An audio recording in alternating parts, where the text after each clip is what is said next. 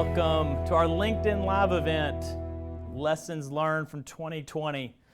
Excited to be here. I'm Kyle Allen, the managing partner here in our Nashville office for VACO, and I've got a special guest with me today. Taylor Desson works with me in Nashville.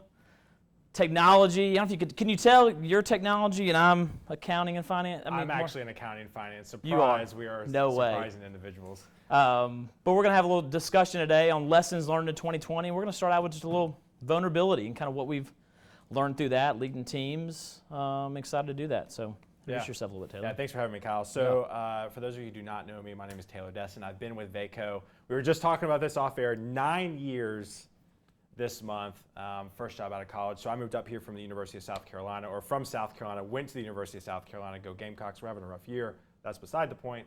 Moved up here to do music like everyone else in Nashville, and did the honky tonks, played at Tequila Cowboy. I don't think it's called that anymore. I did some stuff on Music Row, did some touring, and then broke down on the side of a road in the middle of South Carolina in the middle of the summer. If there's one place you do not want to break down in the middle of summer, it's South Carolina. So after that, I said, you know what, I am done. I'm done with music.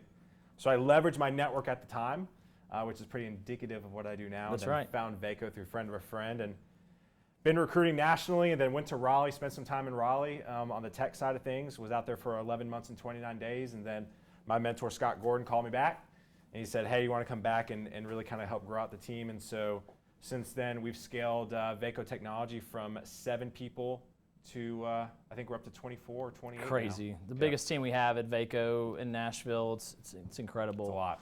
So 2020 has been interesting, to say the least, Taylor. A little bit. I mean, for me, it's been the most challenging year professionally. I've had a ton of lessons I've learned, but vulnerability has been probably the best tool, and it's also really, really hard for people to show and give. And I'm still I'm not 100% vulnerable all the time at different times, but talk about, like, and I can go into this as well, like, what has it done for you this year? What stretched you? How have you done with your teams communicating? Yeah. What's that done for you? Yeah, I mean, I think a lot of people in today's world, especially in the tech scene, right? Everyone wants to have culture, have a ping pong table, and beer on tap, and while I think those are great, I think what you're seeing right now is this push to really have transparency, to have a place where you can have culture, to be yourself, to bring your entire self, which is, I know, something that we strive for here at VACO. And so, with our team, I would say this year, I have been through the trenches with people on my team in different parts of their lives that I've never experienced before. I think that's what the biggest thing this has brought in COVID is, our CEO, Jerry, always says you bring your whole self to work, right? And we do say that, but I think it's never been more true than March to now through COVID, because when dealing with people at work, we have professional issues we're dealing with and things come up, and now it's like, man, emotionally people are coming drained, right? Yeah. And it's coming because of personnel reasons or kids at home. There's just an array. I'm not going to go into kind of all that's hit for COVID, but I think coming to work and being sensitive and empathetic and vulnerable and all that stuff is for me is bode well, because I think just asking the question of, like, how you doing? And slowing down and just kind of trying to see the person has helped me, because we get going so fast in work where people just want to be seen, they want to be heard and know that you care. Yeah. And I think that's what I've learned through this is, like, it's not about being right and trying to lead, and but I think being vulnerable and just, like, actually having an empathetic self to what's going on as we're trying to drive for results and climb out of the ditch that we're in, right? Yeah. And because we're all struggling, so when you're struggling at work and you're struggling at home, like, where are you winning? Who's listening? And so that's where I've tried to, like, be just asking questions. Are you okay? How's it going? What can I do? And usually it's not much. Right. But it's just like a place to vent and listen, So yeah, it's funny. It's funny you say place to vent and listen. So when COVID started back in March, I can't believe it's been 7 months now. It's crazy. It's isn't nuts. Yeah. And so we went through a lot of iterations as we did as an office, right? So I think if we're being vulnerable on this video live thing we're doing, is we probably over-engineered the video call. I know I did that. Yeah, I mean, listen, for me, so I start out, this is probably the biggest lesson I've learned. Yeah. We start out, I'm trying to have with the whole office, I think, 2 calls a day, and then you got the team leads having a call, then you're having a call with the team. But how many people are in the office? Since you give people a scale. Well, there's 55, 60 people twice a day. and then trying to, how do you lead a team call? I don't know. And then I quickly realized from a little bit of pushback, I'm like, this isn't working, right? People aren't engaged. How do we, and so we pivoted. How many times we call it, take that off your calendar, put this on, do this. And so I think knowing as a leader, listening and asking for feedback and like, this isn't going well, I'm not feeling the vibe. And sometimes you try to force things to work. Like I was just trying to, okay, I got to touch everybody every day. And it's like, it's impossible, And so, and not having cameras on or cameras off, you make people do that. And there's two trains of thought on that. So I think having them on definitely probably brings more engagement, but there's times where it's like not needed. You just need to listen. So that was my first, for sure, COVID lesson is just using Zoom or we use Teams. And how to maneuver through that. Yeah, and same thing with the technology team, right? So my team, I manage a team of 9 recruiters, and we got to a point where, so not only it was an office calls, then it was teams. It was not only our entire Vaco technology team of 25 people, but then it was the 9-person recruiting team. And so it got to the point where, my recruiters were like, listen, this is ridiculous. I'm tired of this. And I said, I hear you. And so we finally got into a cadence, and really over the last 30 to 45 days, where the recruiting team does 1 group call a month, and then on the off weeks, it's 15-minute one-on-ones. And what I got to, and I think you said it best, like people want to be seen, people want to be heard. I think, I tried to over-engineer it and be like, we need to talk strategy and we need to talk X's and O's all the time. But it's like, man, you know what? Like people don't need that right now. No. And people want to talk about, hey, listen, you know what? Like, I'm scared, or you know what, like I'm struggling with hitting my productivity. Am I going to get fired, right? Yeah. And it's one of these things. And so honestly, the 15-minute one-on-one calls I do, I just say, hey, what's up? Yeah. And we don't talk a lick about business, but again, it's taken 5 months of over-engineering the video call to get to the sense of, hey, let's just get personal. Yeah. Well, I think, too, the vulnerability piece, if you're vulnerable with other people and asking those questions, you don't necessarily get that reciprocated right away, right? A lot of times that takes time. Some people aren't comfortable still in COVID. And when I ask, are they really okay, do they give me a straight answer? Probably not. 50% of the people maybe do now. Right. When I took over this job 4 years ago, maybe it was 5%. Yeah. So I think, and then do they trust you, right, to not do anything with it? Because sometimes that's the hardest thing to do as a leader, too, is like you get some information about things going on in the office and like, maybe the best thing is just to know and just sit on it and be aware than trying to go fix things. Because I think leaders try to make sure nothing goes wrong, and sometimes you need some things to shake out for people, both people on your teams to grow, right? And have them work that out on their own. They don't need a dad to come in and fix it, right? So I think that's the biggest thing is just through vulnerabilities, letting them be comfortable to be it back. Right. And I think just constantly trying to give them that direction. So you and I have thrown around the word vulnerability. This entire session is around vulnerability. So I want us to define what that is. And again, my wife and I joke around that COVID, during this time, it's wrong answers only. Like no one has the right answer. Yeah. But I think vulnerability means different things to different people. So I'll ask you first, what are your thoughts with vulnerability? What does it mean to you? What does that word mean? And then obviously I'll answer that. Yeah, and I want to say this one quick thing too. If you guys have questions out there, send those in. Yes. So we have a Q&A session, so don't, I want to answer kind of what you guys have and other lessons, or maybe there's something your boss is doing, and we can give you some ways to approach that too, so don't want to forget that. But what does vulnerability mean to me? I think it's just being honest or being really true to who you are and what you're feeling in that moment, right? Or in the whole scale of the situation. But I also think there's a vulnerability of workplace vulnerability and a work vulnerability at home. I'm probably on a scale of 1 to 10. I'm probably a 5 at home, and I'm probably a 7 at work. A little more comfortable in the work setting, and then working on that and communication. And I think it's just being vulnerable. It comes down to why you're not. There's a fear out there, right? And what's your fear? And so naming your fear and what you're scared of sometimes is just be real, and what it is. And I think too as a leader, I think there's leaders out there that there's a persona they have to have, that they have to be right 100% of the time, or if they screw up, then they're looked less upon. And for me, I've just learned that I've learned more as a leader by messing up, by having bad conversations, by saying the wrong thing, by giving the wrong direction onto somebody, and being like, golly, that was either I didn't have all the information at the time to make the situation, or just it was a bad call, right? And then owning that and then also too, if it's a bad call, like if it's a bad hire or if it's a bad decision, like addressing it. Right. Don't let it sit in there. So I think that's what I've, it's a long-winded No, answer. I love that. No, Vulnerability, so listen, it's a we're lot. both long-winded, which is Yeah. why I prefer everyone else to ask questions, because we could stay up here for the next 3 hours, but none of y'all want to hear that. So for me, I think vulnerability is, so I've struggled with being a leader and being vulnerable, because I am by nature a lovey, touchy, feely dude, right? Like sitting this far away from you. I know, it's tough. It's tough. Well, right? you too, we both of us care what people think too. 100%. And so then you have that whole balance of being a leader and caring what people think, and then you have to make decisions not based on that too. And so Right. you're like, man, that's been probably the biggest growth area for me. Yeah. Is not caring. Not, I say that loosely, but not basing every decision I make on what somebody's going to care about me. Well, and then and sidebar real quick, because one thing Kyle did is get the entire office to take the Enneagram test, right? So you're a 2-3. Yep. And I'm a 3-2. Yep. Right. And so my wife's a 2-3. Yeah.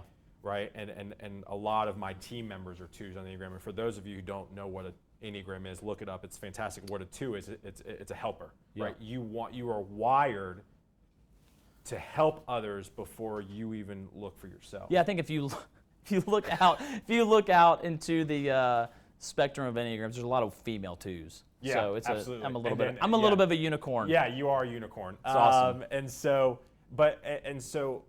that's tough as a leader, because I have bits of 2s, right, in my personality, and it's like I want to be completely open, completely transparent, completely vulnerable, and I've struggled for so long because I have been told in the past I'm too emotional, I care too much, you're overreacting, right? Like I've had those things told to me for a lot of my entire life, especially from a professional setting. Yeah. And so, like, it's honestly, man, in the last year or two, I've really dug in and be like, you know what, this is who I am. I'm unapologetically, I cry at commercials, right? Like Hallmark during Christmas is brutal, right?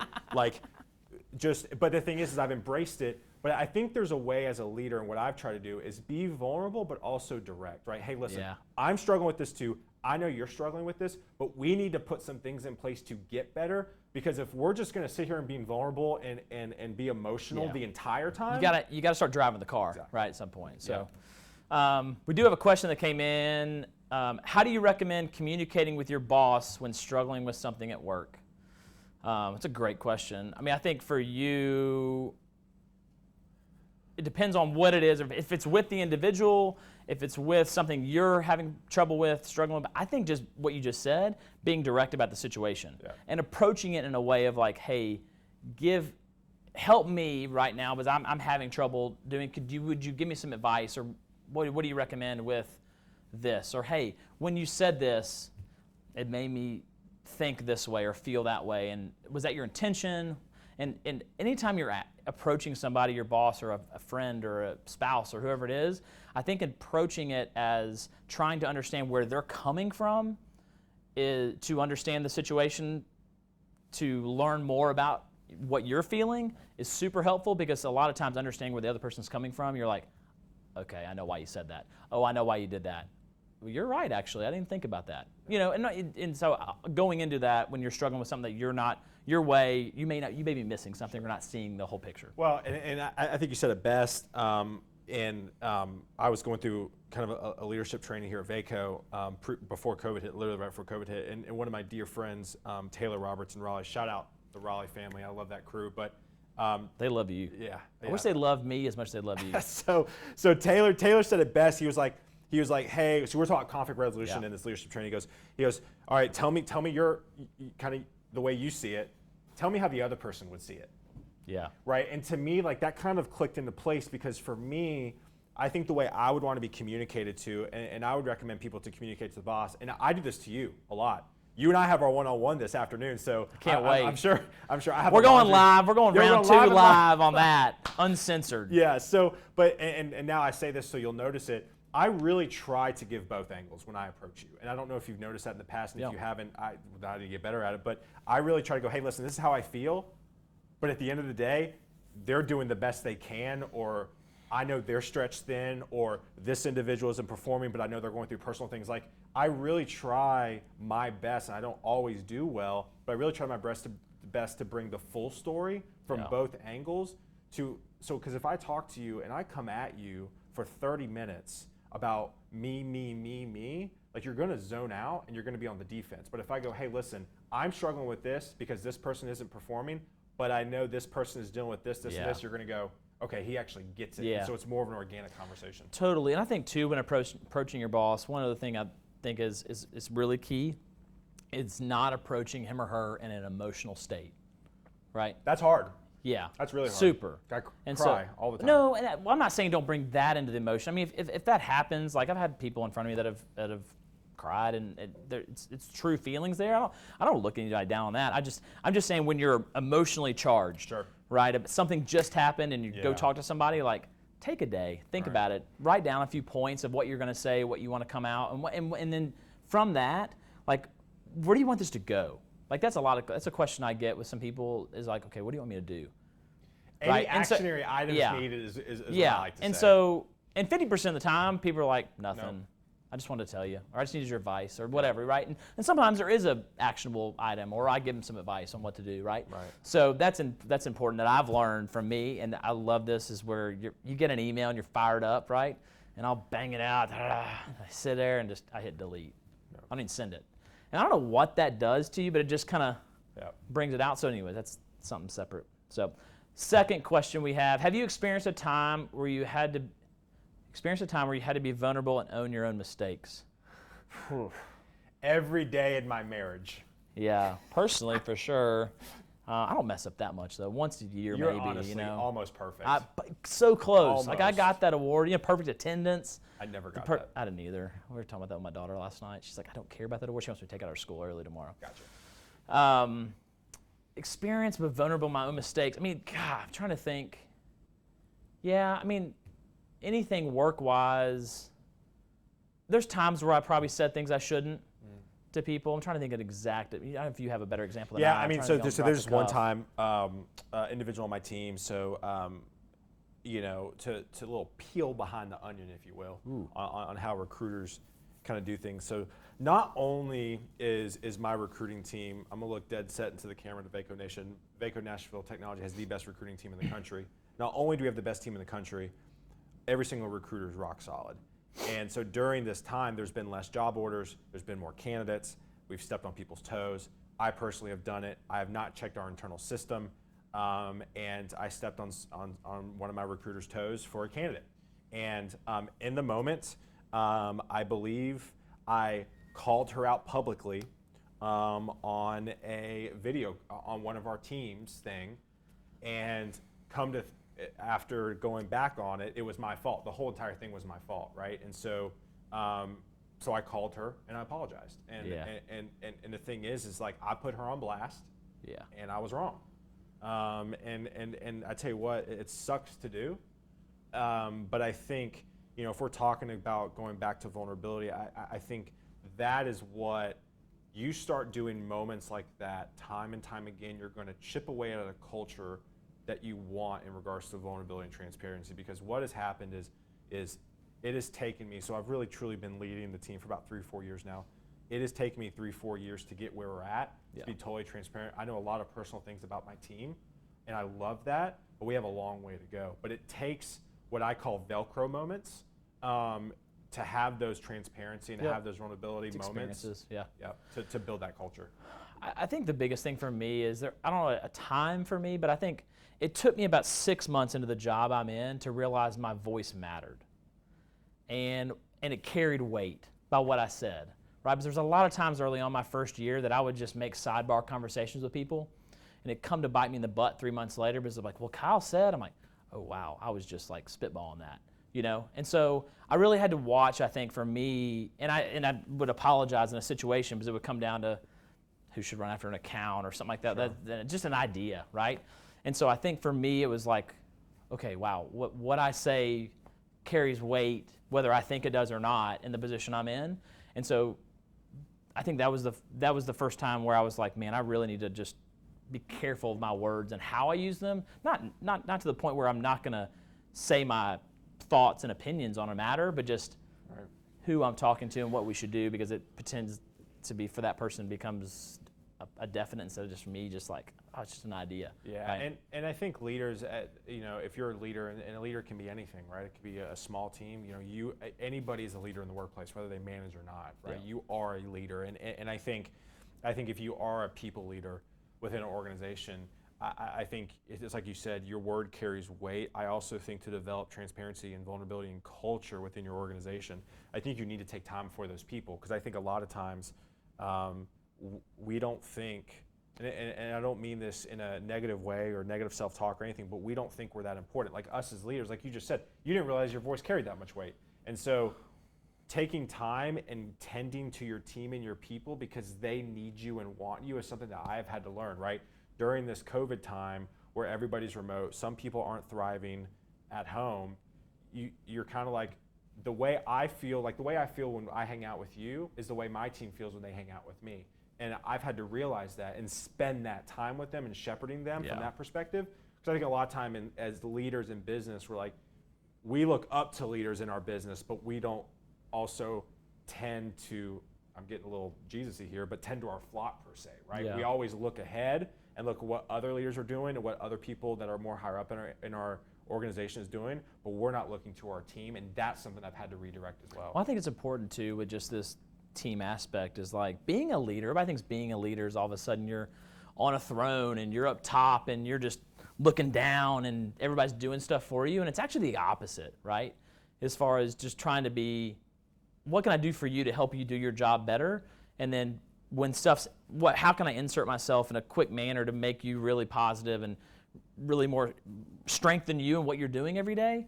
And so that's the approach I try to take, instead of like, okay, you guys do everything, I'm doing nothing. It's the opposite of, how can we work together? And that puts a lot of balls in the air. And I'm not perfect at it by any means, but I think that approach as a leader where I work with you, not for you, or you don't work for me, we work together, it's just a title and we have different roles, right? Yep. We all are worthy and all of our jobs matter. Absolutely. Right? Because you take you out of the equation, you take one or two of your recruiters out of the equation, it's not the same team, right? You take me out, then maybe it's better, I don't know. But I think that's important to understand, like, no matter what your role is, you matter. Absolutely. And hopefully you have a leadership team that you work for that feels that way, gets that, and listens to what you have to say. Honestly, I want people to come to me and tell me what they honestly feel, and sometimes just sitting in that, because hearing it sometimes is really hard, and I've learned that too, right? And so I think the more you just can sit in it and you hear it, you're like, God, that is really hard to hear. But being vulnerable wants to be a thank you for telling me that, and what do you do with it next, and how do you fix what you're hearing? I love that. Yeah. So. Next question. Scale of 1 to 10, how comfortable are you with truly being vulnerable in the workplace and being seen for who you are? We have to give numbers. Numbers, Taylor. You want to go? I'll go first. I would say for me, 1 to 10, 10 being like, this is you know everything about me and all that's going on. I'd give a solid 7 probably. I mean, I think there's always, for me, but do you want a 10 in the workplace? No, I'm not sure. I think there's times where I can't be vulnerable. There's times that I can't talk about things, right? I mean, it's just like I can't. I mean, you look at my email, my calendar, everything that's going on, so the whole office will be like, what? What's going on? I'm like, no, this isn't done. This is a finished product, right?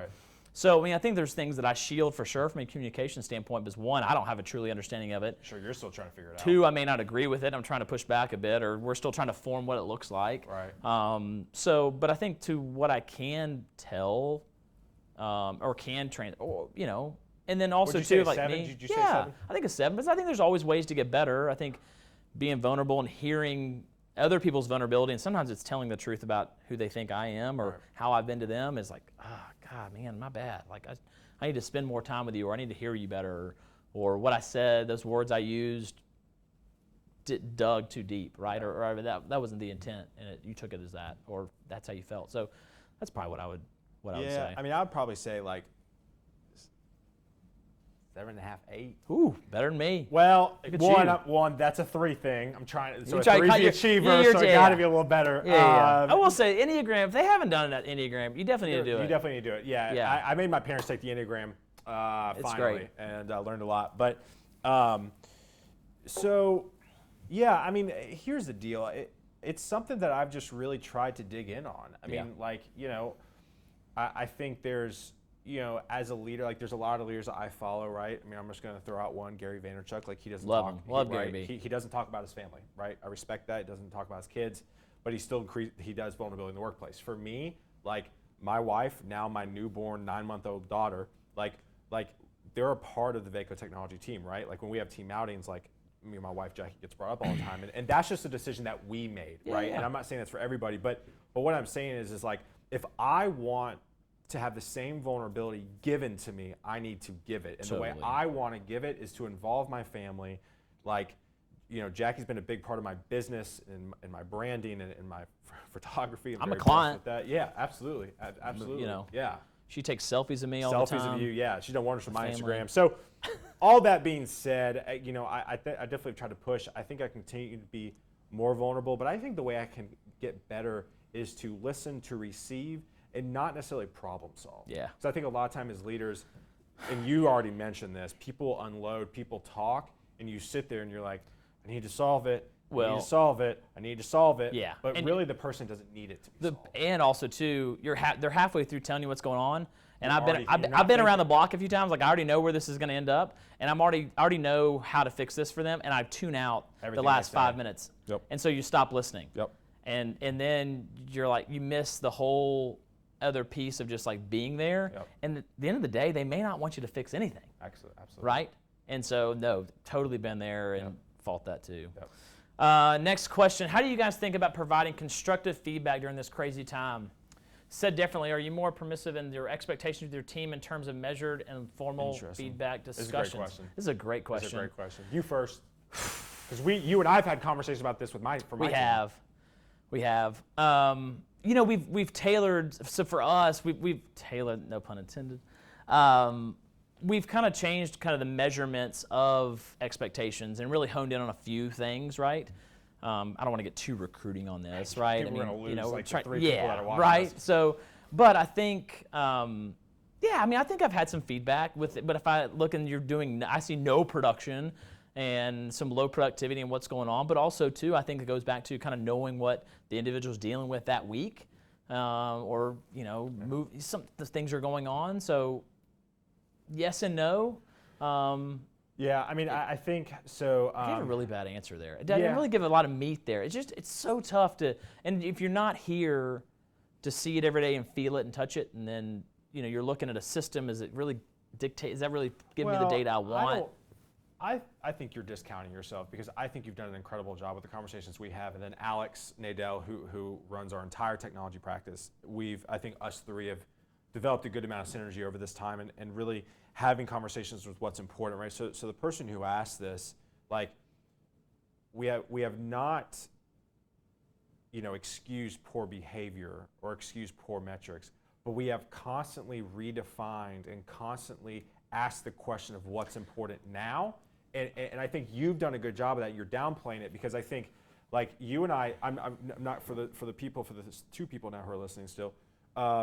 You and I sat down in February right before COVID hit, and we were like, hey, these are the 4 things, and you did a great job. You're like, why do these things need to be the 4 things? And actually, we had a conversation. You're like, actually, Taylor, we need to focus on these. And I said, Kyle, you're wrong. Which you were receptive and open, so I'm affirming you right now. The 3 Always and 2 wrong. and you loves the affirmation. But love it more. So we defined 4 pillars. COVID hit. We redefined the 4 and really made them 3. And then even as in the last few months, you and I have had conversations where it's like, well, do we really focus on this, or do we focus on this? So I think as leaders within an organization, especially within a sales-driven organization during this time, you don't need to excuse bad metrics, but you need to have a more holistic and intentional conversation around what's important and why, instead of just saying, because I told you so. No, yeah. And I think the feedback is, you said it best though, is I think instead of giving more constructive criticism, it's been asking questions, right? Of what we can do better. How are you doing? How are you handling it? So, man, dude, this was awesome. Fun times. There's so many lessons to be learned. I hope you guys enjoyed that. 2020 lessons learned. I'll be back next month with another special guest. Stay tuned for who that will be and what the topic will be on. So again, thank you so much for joining us, and we'll see you next month. Thanks, y'all.